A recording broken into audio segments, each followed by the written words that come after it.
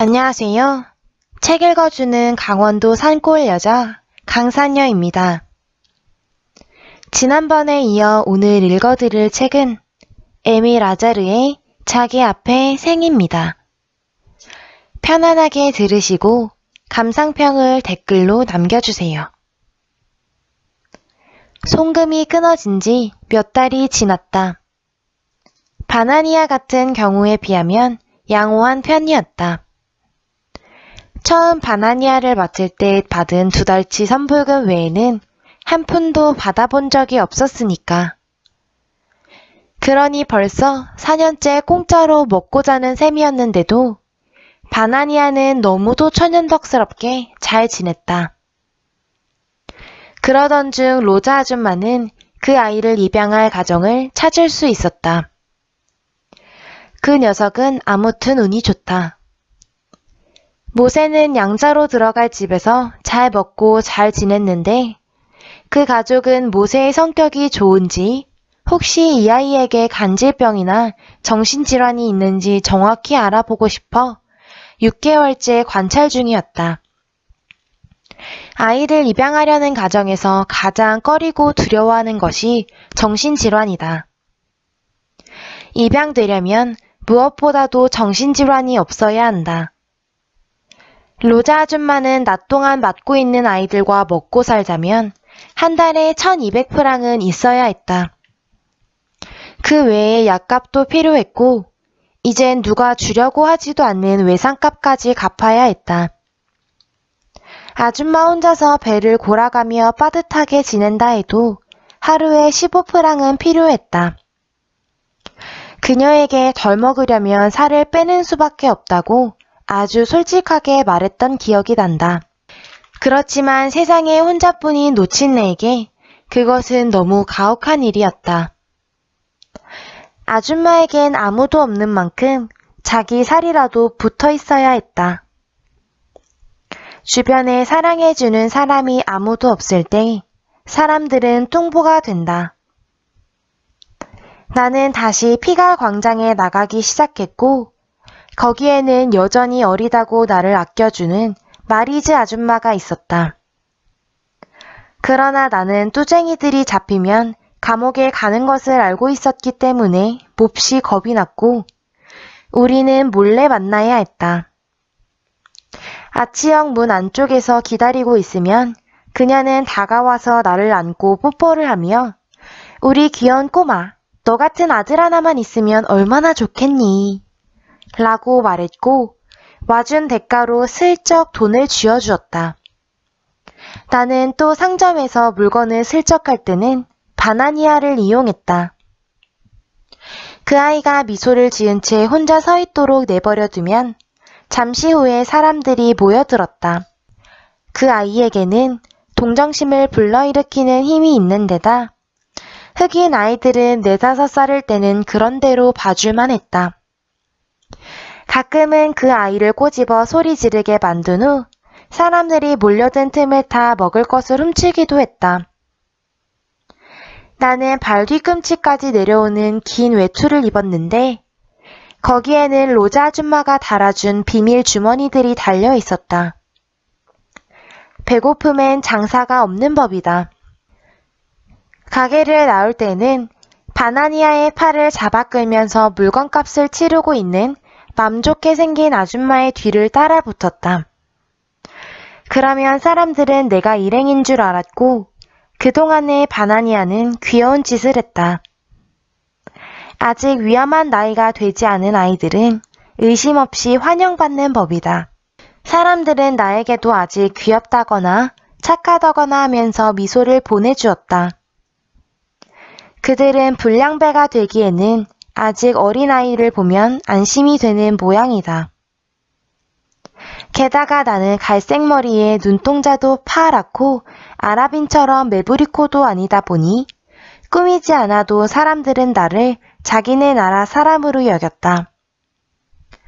로자 아줌마는 식사량을 줄였다. 그것은 자신을 위해서나 우리들을 위해서나 바람직한 일이었다. 게다가 날씨가 좋아져 휴가를 떠나는 사람들이 늘면서 아줌마네 집에 맡겨지는 아이들도 점점 많아졌다.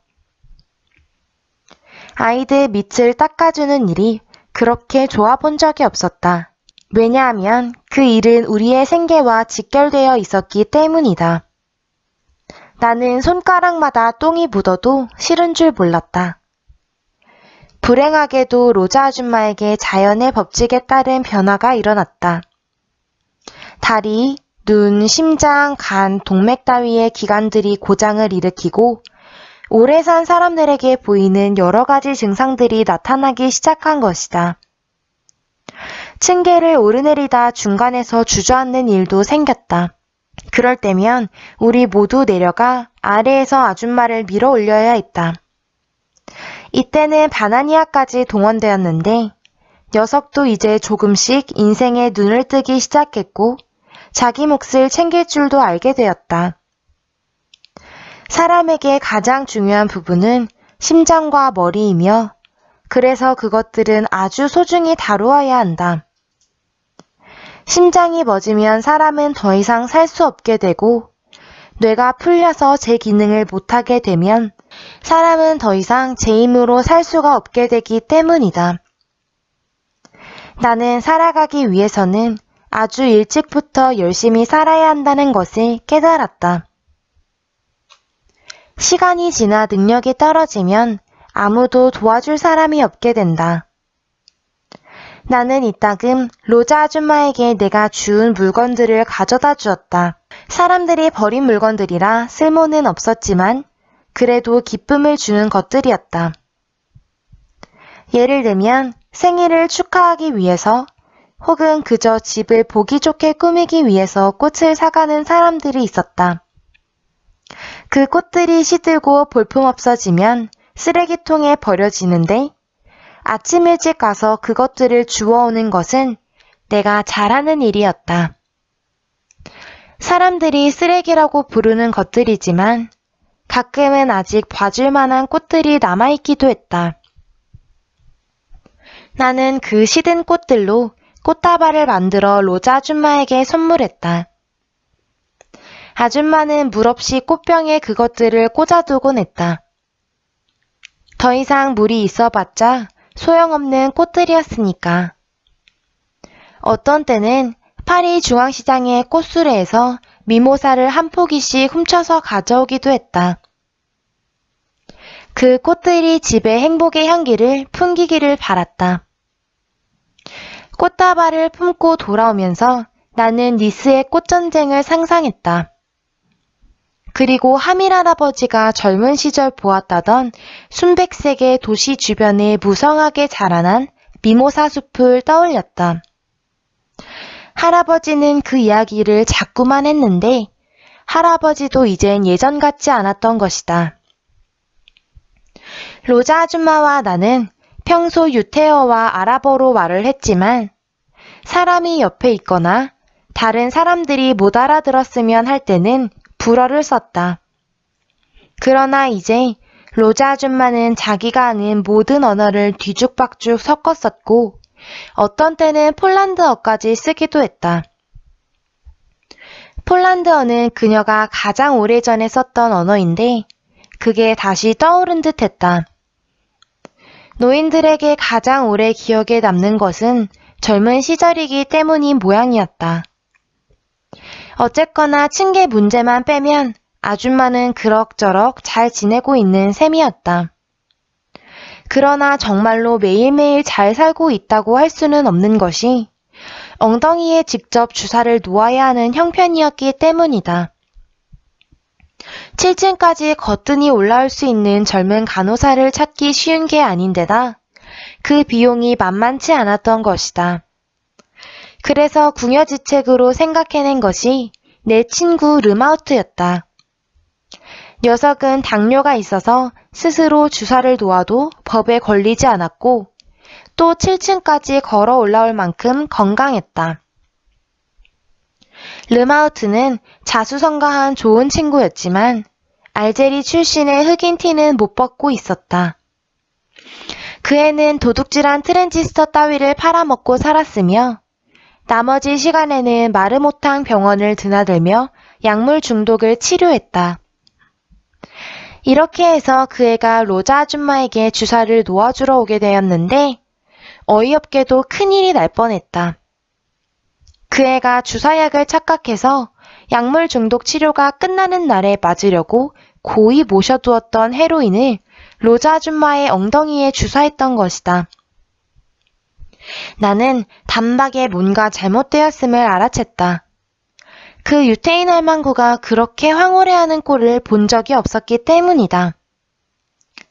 그녀는 처음에는 무척 놀라는 것 같더니 곧 행복에 빠져들었다. 마치 천국에 있는 듯 보여서 나는 아줌마가 다시 땅으로 내려오지 못하게 될까봐 두렵기까지 했다. 나는 마약에 대해서는 침을 뱉어주고 싶을 정도로 경멸한다. 마약 주사를 맞은 녀석들은 모두 행복에 익숙해지게 되는데 그렇게 되면 끝장이다. 행복이란 것은 그것이 부족할 때 더 간절해지는 법이니까.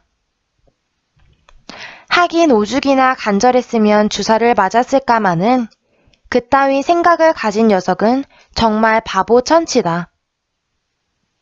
나는 절대로 꼬임에 넘어가지 않는다. 친구들과 어울리기 위해 몇 차례 마리화나를 피운 적은 있지만 그래도 10살이란 나이는 아직 어른들로부터 이것저것 배워야 할 나이다. 아무튼 나는 행복해지기보다는 그냥 이대로 사는 게 더 좋다. 행복이란 놈은 요물이며 고약한 것이기 때문에 그놈에게 살아가는 법을 가르쳐 주어야 한다. 어차피 녀석은 내 편이 아니니까 난 신경도 안 쓴다. 나는 아직 정치를 잘 모르지만 그것은 언제나 누군가에게 득이 되는 것이라고 들었다. 하지만 행복에 관해서는 그놈이 천치짓을 하지 못하게 막을 법이 필요하긴 할 것 같다. 그냥 생각나는 대로 주절거리는 것뿐이다. 어쩌면 내가 잘못 생각하는 건지도 모르고.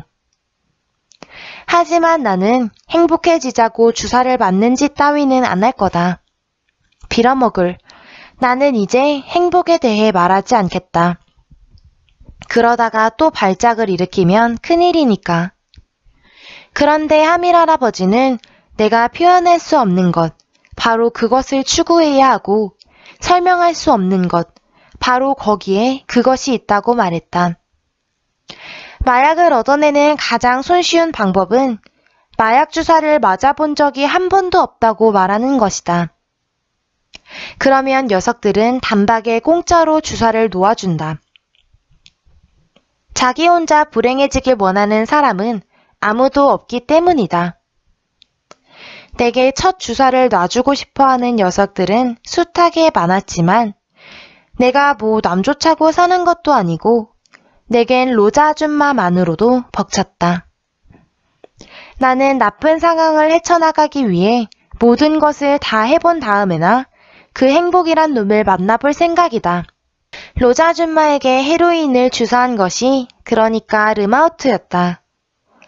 르마우트란 이름은 사실 아무 뜻도 없었다.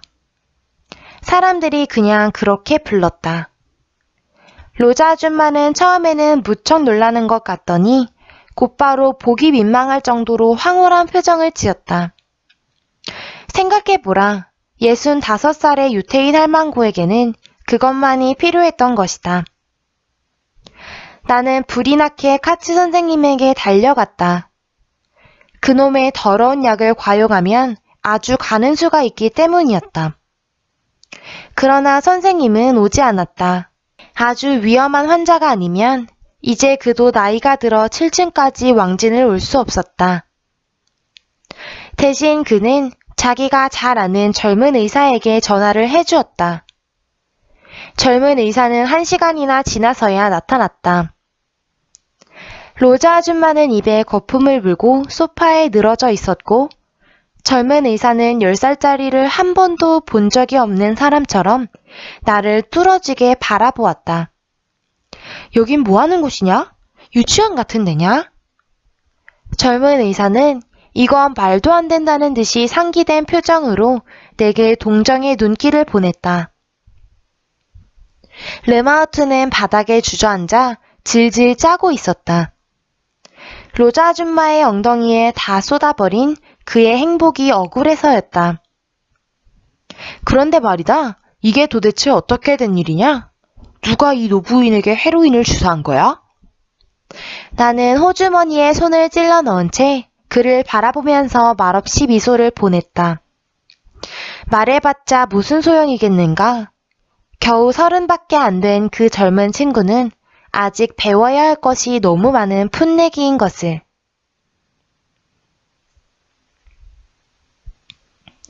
글 중 행복이란 놈은 유물이며 고약한 것이기 때문에 그놈에게 살아가는 법을 가르쳐 주어야 한다라는 부분이 아주 공감이 많이 되었습니다. 내일 또 찾아오도록 하고 들어주셔서 감사합니다.